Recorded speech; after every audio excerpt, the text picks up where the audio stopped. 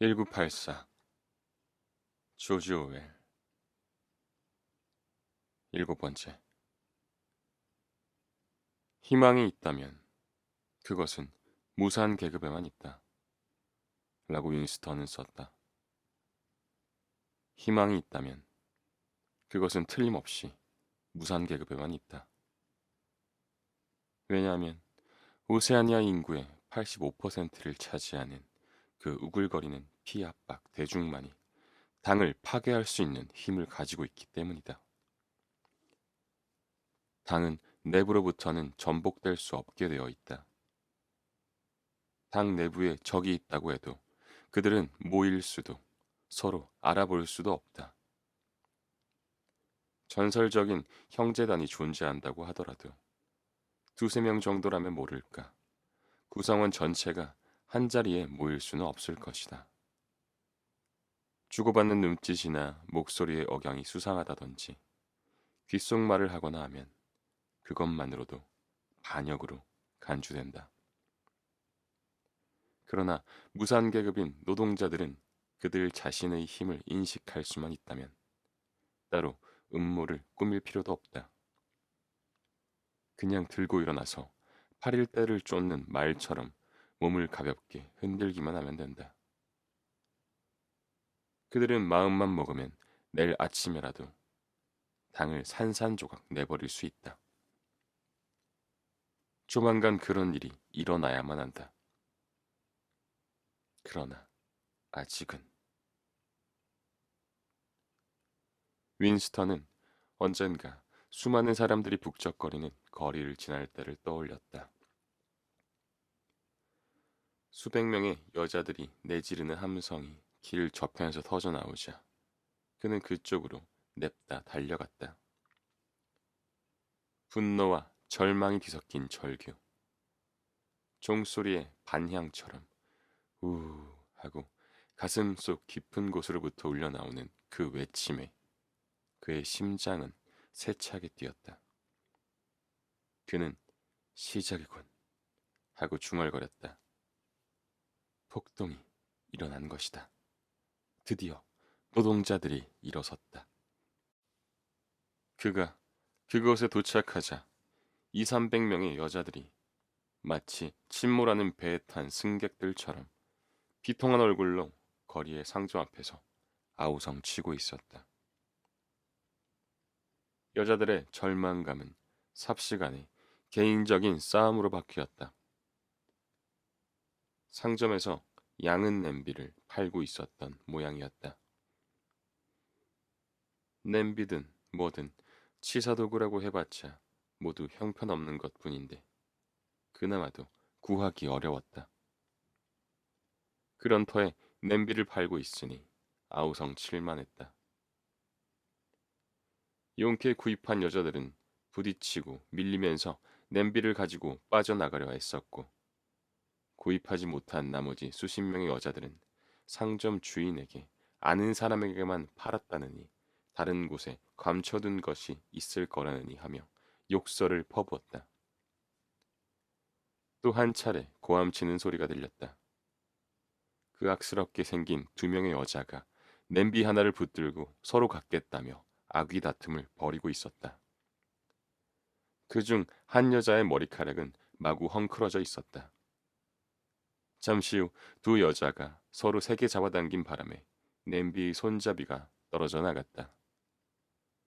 윈스턴은 두 여자를 물끄러미 바라보았다. 구역질이 날 것만 같았다. 그러나 한순간의 일이긴 해도 수백 명의 사람들이 외치는 소리가 굉장한 힘을 발휘하는구나 하는 생각이 들었다. 그런데 왜 그들은 좀 더 중대한 일에 대해서는 그 같은 함성을 지르지 않는 걸까? 그들은 의식을 가질 때까지 절대로 반란을 일으키지 않을 것이며 반란을 일으키게 될 때까지는 의식을 가질 수 없을 것이다. 그는 이렇게 썼다. 아무래도 당의 교재에 적힌 구절을 그대로 뺏긴 것 같은 생각이 들었다. 물론 당은 노동자들을 속박으로부터 해방시켰다고 주장했다. 혁명 전까지만 해도 노동자들은 자본가들에 의해 무참하게 짓밟힌 가운데 기아 상태에서 복사당했다. 당시에는 여자들도 탄광에 끌려가서 강제 노동을 했고, 사실 여자들은 아직도 탄광에서 노동을 하고 있다. 아이들 또한 6살이면 공장 노동자로 팔려갔다. 그런데 당은 무산계급인 노동자들은 태어날 때부터 열등한 족속이기 때문에 이중사고의 원리에 따라 몇 가지 간단한 규칙을 적용해서 짐승처럼 다루어야 한다고 가르쳤다. 현실적으로 노동자에 대해서 알려진 게 거의 없었다. 그렇다고 많이 알 필요도 없었다. 그들이 계속해서 일을 하고 아이를 낳는 한 그들의 다른 행동은 별로 중요하지 않았다. 마치 아르헨티나 초원에서 소를 방목하듯 내버려 두면 그들은 자신들의 조상을 본받아 자신들에게 맞는 생활 양식을 찾을 것이다. 그들은 빈민굴에서 태어나고 자라서 12살이 되면 노동을 시작한다. 그리고 잠시 아름답게 꽃피는 시절을 거쳐 막 성욕에 눈을 뜨는 20살이 되면 결혼하고 30살에는 중년이 되며 60살에는 숨을 거둔다. 그들의 마음을 차지하는 것은 힘든 육체 노동, 가정과 아이에 대한 걱정, 이웃과의 사소한 말다툼, 영화, 축구, 맥주, 도박이다. 그들을 통제하기는 어렵지 않다. 몇 명의 사상경찰 정보원이 항상 그들 속에 섞여 활동하는 가운데 유언비어나 퍼뜨리면서 위험한 존재가 될 소지가 있는 사람들을 점찍어 두었다가 없애버리면 되는 것이다. 그들에게는 당의 이데올로기를 가르칠 필요도 없다. 노동자들이 강한 정치의식을 갖는 것은 바람직하지 않다. 그들에게 요구되는 것은 노동 시간을 늘리거나 배급량을 줄이는 데 대해서 그들이 자연스럽게 호응하도록 당이 필요할 때마다 이용해 먹을 수 있는 원시적인 애국심 뿐이다. 그들은 불만이 있어도 일반적인 사상이 결여되어 있기 때문에 달리 해소할 방법을 못 찾는다. 그 바람에 엉뚱한 곳을 겨냥하여 투정을 부리는 것이다. 지금까지 큰 죄악은 그들이 의식하지 못하는 사이에 일어났다. 대부분의 노동자들은 집에서 텔레스크린도 없었다. 게다가 치안 경찰마저 그들을 거의 간섭하지 않았다. 런던은 그야말로 온갖 범죄의 소굴이었다. 어딜 가든 도둑, 강도, 매춘부, 뜨내기 약장수, 각종 사기꾼들이 우글거렸다. 그러나 이런 범죄들은 모두 프롤레타리아 사회 자체 내에서 생기는 것이라 큰 문제가 되진 않았다. 모든 도덕적인 문제에 대해 그들은 조상 대대로 내려오는 관례를 따르도록 되어 있었다. 섹스에 대한 당의 청교도적인 잣대도 그들에게는 적용되지 않았다.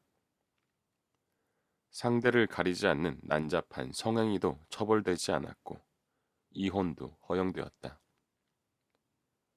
노동자들이 필요하다고 하거나 원하기만 하면 종교의 자유까지도 허용되었을 것이다. 노동자와 동물은 자유이다 라는 당의 슬로건에서 알 수 있듯 그들은 의혹의 시선으로부터 자유로웠다. 윈스턴은 팔을 아래로 뻗어 정맥류성 궤양 부위를 조심스럽게 긁었다. 가려운 증세가 또 도졌던 것이다. 혁명 전의 생활이 어땠을까? 그 실상을 알아낼 길이 없어서 이만저만 답답한 게 아니었다. 그는 파슨스 부인에게서 빌려온 어린이용 역사 교과서를 서랍에서 꺼내 그 한 부분을 일기에 옮겨 쓰기 시작했다. 옛날 영광스러운 혁명이 일어나기 전의 런던은 오늘날 우리가 살고 있는 것 같은 아름다운 도시가 아니었다. 거의 모든 사람들이 배고픔에 시달리는 가운데 신발이 없어 맨발로 다니고 잠잘 집마저 변변치 않아 한 데서 자는 어둡고 더럽고 비참한 곳이었다. 당시 여러분과 같은 또래의 아이들은 무자비한 주인 밑에서 하루 12시간씩 노동을 했고 일을 느리게 하면 채찍으로 맞았으며 그러고도 받아먹는 음식이라고는 썩은 빵 조각과 물뿐이었다. 그런데 이처럼 지독하게 가난한 환경 속에서도 엄청나게 크고 아름다운 집들이 몇 채나 있었고 그곳에는 부자들이 30여 명이나 되는 하인들을 거느리고 살았다. 이 부자들은 자본가라고 불렀다. 이들은 옆 페이지의 그림을 보면 알 수 있듯 하나같이 뚱뚱한 데다 추악하고 사악하게 생겼다. 그리고 그림에서처럼 프로코트라는 긴 검은색 코트를 입고 난로 연통 모양의 번쩍거리는 괴상한 모자를 썼다. 이것은 자본가들의 제복으로서 다른 사람들은 이런 옷차림을 할 수가 없었다. 자본가들은 모든 것들을 소유했고 다른 사람들은 모두 그들의 노예였다. 그들은 모든 땅과 집과 돈을 소유하고 있었다. 누구든지 그들의 말을 듣지 않으면 감옥에 가거나 일자리를 빼앗겨 굶어 죽을 수밖에 없었다. 보통 사람이 자본가에게 말을 할 때면 모자를 벗고 허리를 굽실거리며 나리라고 불러야만 했다. 자본가들의 우두머리를 왕이라고 불렀는데 나머지 글은 읽지 않아도 알 수 있었다. 얇은 린넨의 옷소매를 단 주교, 흰 담비털로 된 법복을 입은 법관, 죄인에게 씌우는 칼, 죄인의 발목에 채우는 착고, 죄수를 징벌할 때 쓰는 바퀴인 트레드밀, 끈이 9개 달린 채찍, 시장 나리의 연회, 교황의 발등에 입 맞추는 관습 따위가 서술되어 있었을 것이다. 그런데 어린이용 교과서에는 적당하지 않을 초야법에 대해서까지 언급되어 있었다. 초야법이란 모든 자본가들은 그들이 공장에서 일하는 어떤 여자와도 동침할 권리가 있다는 것을 명시한 법이었다. 이 같은 서술 중 어느 것이 거짓이고 참인지 알 수 있는 방법은 없다. 어쩌면 오늘날의 보통 사람들이 혁명 전보다 훨씬 더 나은 생활을 하고 있다는 게 사실일지도 모른다. 그렇지 않다는 증거는 뼛속 깊이 숨어있는 무언의 항변. 예컨대 현재의 생활상이 참을 수 없다든지 옛날에는 분명히 지금과 달랐을 거라는 본능적인 느낌뿐이다. 현대 생활의 가장 두드러진 특징은 잔인함이나 불완전함이 아니라 그 자체의 적나라함, 추악함, 무관심이란 사실에 그는 놀랐다. 주위 사람들의 생활을 보면 텔레스크린에서 쏟아져 나오는 거짓말은 물론이고 당이 달성하려는 이상과도 닮은 점이 하나도 없었다. 심지어 당원들의 생활조차 그 대부분을 차지하는 것은 중립적이고 비정치적인 것. 이를테면 끊임없이 반복되는 지루한 일, 지하철 안 자리 다툼, 구멍난 양말 깨기, 사카린 구걸, 담배꽁초 모아두기 같은 것들이었다.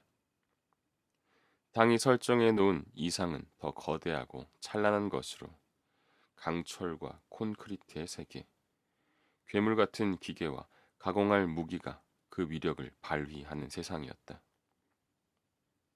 또한 그것은 모두 혼연일체가 되어 행군하고 똑같은 생각을 하며 똑같은 슬로건을 외치고 끊임없이 일하고 끊임없이 싸우며 승리에 도취하고 이단자를 박해하는 똑같은 얼굴의 3억 인민이 사는 나라.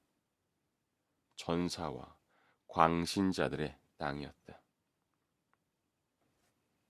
그러나 현실은 영양실조에 걸린 사람들이 구멍난 구두를 신고는 거리를 어슬렁거리고 다 쓰러져가는 19세기식 집에서는 늘 양배추와 더러운 오물 냄새가 나는 지저분하고 황폐한 도시일 뿐이었다. 그의 눈에는 런던이 마치 100만 개의 쓰레기통으로 이루어진 광활한 폐허처럼 보였다. 그 폐허 속에는 주름진 얼굴에 머리카락이 듬성듬성 난 궁상맞은 모습으로 막힌 하수구 관을 뚫어대는 파슨스 부인도 있었다. 그는 다시 손을 아래로 뻗어서 발목을 긁었다. 텔레스크린은 하루 종일 지직대며 오늘날 국민은 50년 전 사람들보다 더 잘 먹고 더 잘 입고 더 좋은 집에 살고 더 많은 오락을 즐기고 더 오래 살고 더 적게 일하고 체구가 더 크고 더 건강하고 더 튼튼하고 더 행복하고 더 지성 있고 더 좋은 교육을 받고 있다는 증거를 대느라 귀가 따가울도록 통계 숫자를 늘어놓고 있었다. 그런데 이런 숫자들에 대해서는 단 한 번도 증명되거나 반론이 제기된 적이 없었다. 당은 오늘날 성인 노동자의 40%가 글을 읽고 쓸 줄 아는 데 비해 혁명 이전에는 겨우 15%만이 그럴 수 있다고 주장했다. 그리고 유아 사망률이 지금은 1000명당 160명이지만 혁명 이전에는 300명이었다고 말했다. 이것은 마치 두 개의 미지수를 가진 등식과도 같은 것이었다. 역사책에 쓰여 있는 모든 기록도 그렇지만 그것을 의심 없이 받아들이는 것 역시 순전한 환상일 수 있었다. 그의 생각에는 초야법 같은 법이나 자본가로 묘사된 인간형, 연통 모양의 모자 따위는 없었을 것 같았다. 모든 것이 안개 속처럼 희미했다.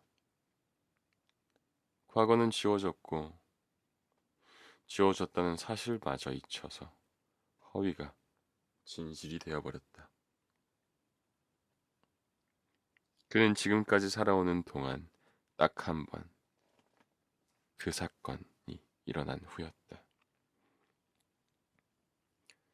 날조 행위에 대한 구체적이고 확실한 증거를 잡은 적이 있었다.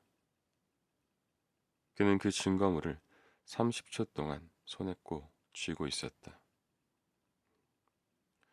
1973년이었던가. 아무튼 그와 캐서린이 헤어질 무렵이었다. 그러나 그 일이 실제로 일어난 때는 그보다 7, 8년 전이었다. 이야기는 최초의 혁명자들을 대대적으로 숙청했던 1960년대 중반까지 거슬러 올라간다. 당시 대숙청으로 1970년까지 초기 지도자들 중에서 빅브라더 외에 목숨을 건진 사람은 거의 없었다. 그때 모든 지도자들은 매국노나 반혁명 분자로 몰렸다. 그리하여 골드스타인은 도망쳐서 아무도 모르는 곳으로 숨어버렸고 몇몇 사람들도 감쪽같이 사라졌다. 하지만 그 외에 대다수 사람들은 공개 재판에서 죄를 자백한 뒤 처참하게 처형당했다. 마지막까지 살아남은 생존자 중에 존스, 아런스, 러더포트가 있었다.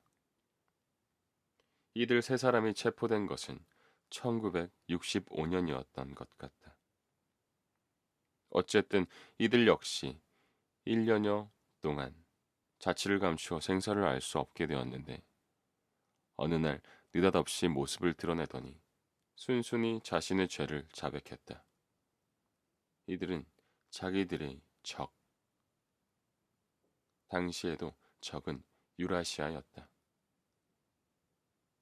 적과 내통했고 공금을 횡령했으며 여러 명이 충실한 당원들을 살해했다고 말했다. 또 혁명이 일어나기 오래전부터 빅브라더의 지도권에 반대하는 음모를 꾸몄으며 수백, 수천 명의 사람들을 죽음으로 몰아넣은 파업 행위를 일으켰다고도 했다. 이들은 죄를 자백한 뒤 모두 사면되어 당에 복직되었다.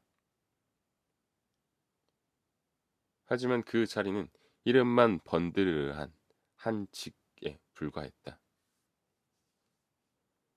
이들 세 사람은 자신들의 잘못에 대한 원인을 분석한 한편 다시는 그런 일이 없도록 하겠다는 구차스러운 내용의 장황한 글을 타임스에 기고했다. 그들이 석방된 지 얼마 되지 않았을 때였다. 윈스턴은 체스넛 트리 카페에 갔다가 그 세 사람을 보았다. 당시 그는 강렬한 호기심에 사로잡힌 채 곁눈질로 그들을 관찰했다. 윈스턴보다 나이가 많은 그들은 그 시대의 유물이자 초창기부터 당을 영웅적으로 이끌어온 마지막 거물들이었다.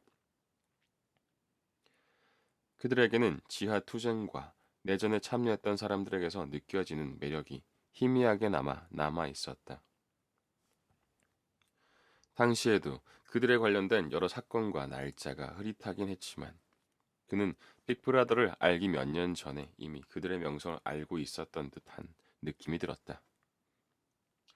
그렇다고 그들을 역시 범법자인 동시에 적이었고 결코 가까이 할 수 없는 상대였으며 1년이나 2년 내로 완전히 사라질 운명에 놓인 사람들이었다. 사상경찰의 소나기에 걸려든 사람들은 누구를 막론하고 종말을 피하지 못했다. 그런 사람은 무덤으로 실려가기를 기다리는 시체나 마찬가지였다. 그들이 앉아있는 테이블 근처에는 아무도 없었다. 그런 사람들과 가까이 앉는다는 것 역시 현명한 짓이 아니었다. 그들은 그 카페의 특제품인 정향나무 향기가 나는 진이 담긴 술잔을 앞에 놓고 묵묵히 앉아 있었다. 윈스턴의 눈에는 그들 셋 중에 러더포드의 모습이 가장 인상적이었다. 러더포드는 한때 유명한 풍자 만화가였다. 그는 과격한 풍자와는 혁명 전과 혁명 기간에 걸쳐 여론을 선동하는 데 크나큰 공헌을 했다. 뜸하긴 하지만 지금도 그 풍자화가 타임즈에 실리고 있었다. 그런데 그것들은 단순히 초기 작품의 모방에 불과한 데다 이상할 정도로 생명력도 설득력도 없었다. 말하자면 과거의 주제였던 빈민굴과 죽어가는 아이들, 시가전, 실크로 된 텁헤드를 쓴 자본가들, 바리케이트에서도 그들은 고집스럽게 텁헤트를 쓰고 있었다. 에 관한 내용을 재탕함으로써 계속 옛날로 돌아가려고 절망적으로 애쓰는 모습을 보이고 있었다.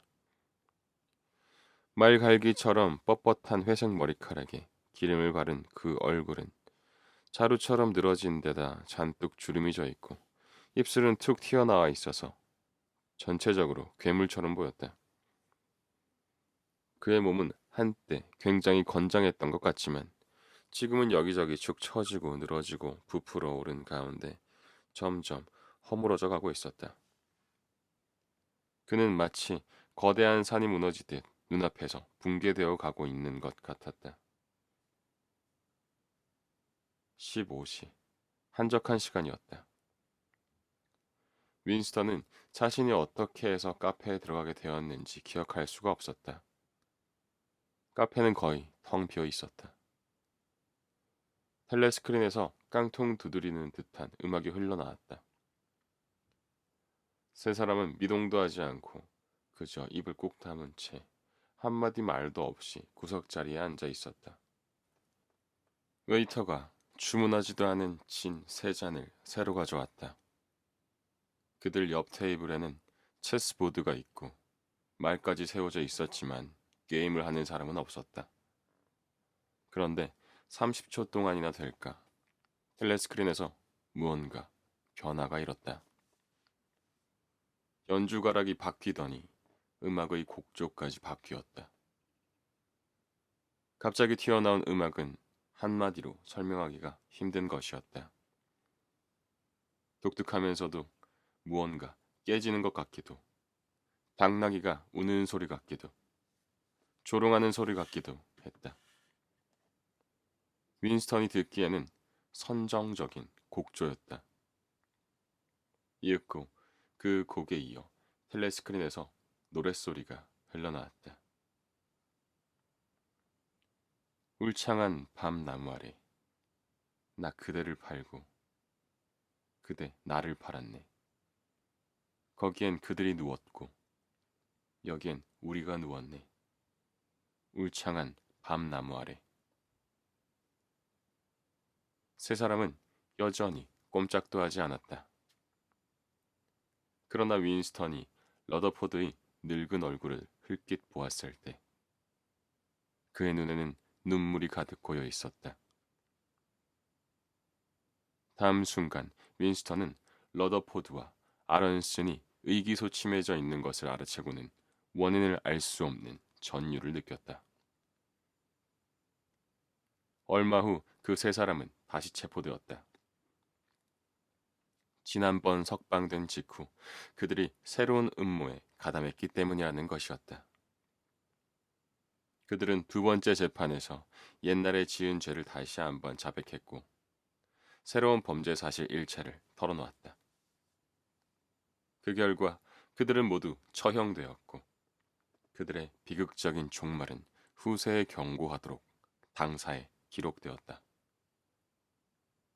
그로부터 5년 후인 1973년의 어느 날이었다. 윈스턴은 압축 전송관에서 책상으로 떨어진 서류 뭉치를 풀다가 그 속에 끼어 있는 종이 쪽지를 발견했다. 그것은 다른 서류 속에 있다가 우연히 섞여든 게 분명했다. 종이 쪽지를 펼쳐본 순간 그는 그것의 중요성을 실감했다. 그것은 반 페이지쯤 떨어져 나간 10년 전의 타임즈였는데 거기에는 뉴욕에서 열린 당의 한 행사에 참석한 대표들 사진이 실려 있었다. 그 사진 속에 유난히 눈에 띈 인물이 존스, 아런스, 러더포드였다. 그들이 분명했다. 잘못 보았을 리가 없었다. 사진 밑의 설명에는 그들 세 사람의 이름까지 나와 있었다. 그런데 중요한 것은 두 번째 재판에서 세 사람 모두가 그 당시 유라시아 땅에 있었다고 자백했다는 점이었다. 그들은 캐나다의 비밀 비행장에서 시베리아 어딘가로 날아가 유라시아 군 참모들을 만나서는 중요한 군사 기밀을 팔아넘겼다고 고백했다. 그날이 우연히도 성요한 축제일이었다. 그렇기 때문에 윈스턴은 똑똑히 기억할 수 있었지만 어쨌든 그 사건의 전모는 수없이 많은 책자에 똑같이 기록되었을 게 틀림없었다. 그렇다면 이제 가능한 결론은 딱 한 가지. 그 자백은 허위라는 사실이었다. 물론 이것은 결코 새로운 발견이 아니었다. 당시에도 윈스턴은 숙청을 당해 사라진 사람들이 고발당할 만한 범죄를 실제로 저질렀다고는 생각하지 않았다. 하지만 이것은 구체적이면서도 확실한 증거물이었다. 이를테면 엉뚱한 지층에서 발굴되어 기존의 지질학설을 뒤엎어버리는 화석처럼 깊이 매몰되어 있던 과거의 한 편인 셈이었다. 무슨 수를 써서든 이것을 세상에 공포하여 그 중요성을 알기만 한다면 당은 그 즉시 산산조각으로 박살이 나고 말 것이다. 윈스턴은 하던 일을 계속했다. 그는 사진이 무엇을 의미하는지 알았기 때문에 그것을 다른 종이로 가렸다. 다행스럽게도 접혀 있는 사진을 펴 보았을 때 텔레스크린에는 그 뒷면이 비쳤다. 그는 노트를 무릎에 올려놓고 가능한 한 텔레스크린에서 멀리 떨어지도록 의자를 뒤로 밀었다. 얼굴을 무표정하게 꾸미는 것도 별로 어렵지 않고 호흡 역시 신경만 쓰면 마음대로 조절할 수 있었다. 하지만 두근거리는 가슴 소리는 도무지 어떻게 할 방법이 없었다. 텔레스크린은 묘하게도 그런 소리를 귀신같이 포착해냈다. 그는 대략 10분이 지났다고 생각했다. 그동안에 그는 어떤 사고가 생겨서 가령 책상 위로 갑자기 바람이 휙 불어 사진을 가린 종이가 날아가거나 해서 들통이 나지 않을까요? 노심초사했다. 그러다가 사진을 다시 보지도 않고 다른 휴지와 함께 기억통 속으로 던져버렸다. 그것은 이제 1분 내로 재가 되어 영원히 사라질 것이다. 그것이 10년, 아니 11년 전의 일이었다. 아마 요즘 같았으면 그 사진을 보관했겠지만 당시 그것을 손에 들고 있다는 사실이 그 사진 자체나 기록된 사건이 단지 기억으로만 남아있는 지금까지도 중요하게 느껴진다는 게 신기했다. 윈스턴은 이전에는 없었던 증거가 한 차례 나타났다고 해서 과거에 대한 당의 지배력이 약화되기나 할까 하고 생각했다. 설령 그 사진이 잿더미 속에서 재생되어 나온다고 해도 지금으로서는 증거가 될 수 없을 것이다. 그가 사진을 발견했을 당시 오세아니아는 유라시아와 전쟁을 하지 않고 있었다.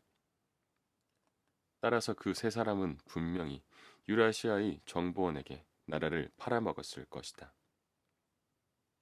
아무튼 그 후로 2번인가 3번쯤 변화가 일어났다. 그러나 윈스턴으로서는 몇 번의 변화가 더 일어났는지 기억할 수 없었다. 차백서는 본래의 사실이나 날짜가 더 이상 의미를 지니지 않게 될 때까지 몇 번이고 고쳐 쓰이곤 하기 때문이었다. 과거는 이미 변조되었고 앞으로도 끊임없이 변조될 것이다. 그를 악몽처럼 괴롭히는 것은 왜 그 같은 엄청난 사기 행위가 행해지고 있는지 분명하게 이해할 수 없다는 점이었다. 물론 과거를 날조함으로써 즉각적으로 얻게 되는 이점이 무엇인지는 명백히 알 수 있었다. 그러나 그 궁극적인 동기가 무엇인지는 도무지 알 수 없었다. 그는 다시 펜을 들고 글씨를 썼다. 나는 방법은 안다. 그러나 이유는 모른다. 그는 전에도 몇 번이나 그랬던 것처럼 스스로 정신병자가 아닐까 하고 생각했다. 어쩌면 정신병자는 단지 몇 명에 불과할지도 모른다. 한때는 지구가 태양 주위를 돈다고 믿는 사람이 정신병자 취급을 받았다. 그런데 오늘날엔 과거는 움직일 수 없다고 믿는 사람이 정신병자 취급을 받는다. 어쩌면 이렇게 믿는 사람이 윈스턴 혼자뿐일지도 모른다. 만약 그 혼자뿐이라면 그는 진짜 정신병자일 수 있다. 그러나 자신이 정신병자일 수도 있다는 생각 때문에 그가 두려움을 느끼는 것은 아니었다.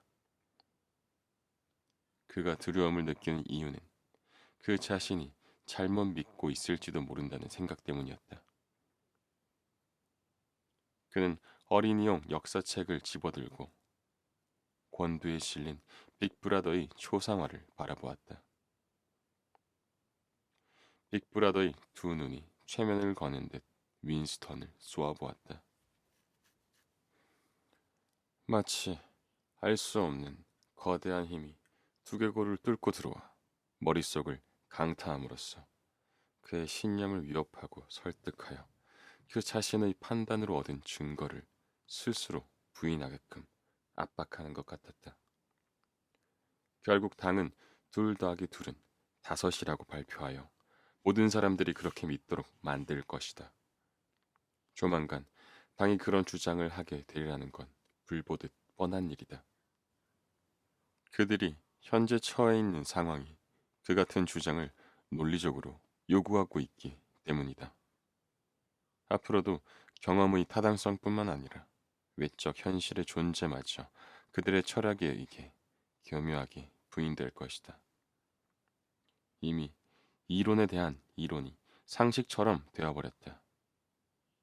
무서운 것은 다른 견해를 가진 사람들을 죽이는 게 아니다. 그들의 견해가 옳을지도 모른다는 게 무서운 것이다.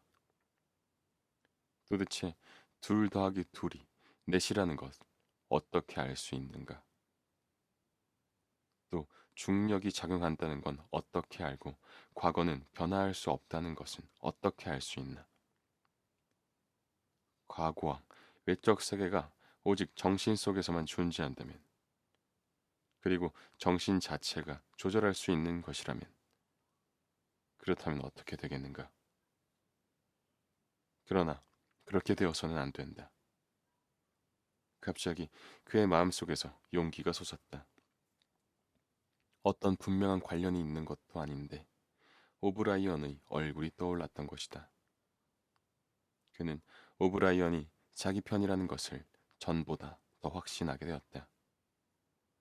그는 오브라이언을 위해, 아니, 오브라이언 앞으로 일기를 쓰고 있었다. 비록 아무도 읽지 않을 테지만 그것은 어느 특정한 사람에게 보내는 것처럼 보이는 끝없는 편지와도 같은 것이었다. 당은 눈으로 보고 귀로 들은 증거를 부인하라고 계속 강요했다. 이것이 당의 가장 궁극적이고도 핵심적인 명령이었다. 그는 자신이 대답할 수 있기는커녕 이해할 수도 없는 미묘한 문제를 논쟁으로 몰고 감으로써 당의 지성인들이 자기를 쉽게 굴복시킬 수 있으리라고 생각했다. 그러자 마치 앞으로 거대한 힘이 버티고 있기라도 한 듯 맥이 탁 풀렸다. 하지만 그가 믿고 있는 것은 옳다. 당은 틀리고 그는 옳다. 명백한 것, 순수한 것, 진실한 것은 보호받아야 한다. 자명한 것은 진실이므로 끝까지 사수하라. 이 세계는 굳건히 존재하며 세계의 법칙은 결코 변하지 않는다. 돌은 단단하고 물은 축축하며 허공에 던진 물체는 지구의 중심부를 향해 낙하한다. 그는 오브라이언에게 하는 말투로, 그리고 중요하고 자명한 이치를 밝히는 기분으로 글을 썼다. 둘 더하기 둘은 넷이라고 말할 수 있는 자유. 이것이 자유다. 만약 자유가 허용된다면 그 밖의 모든 것도 이에 따르기 마련이다.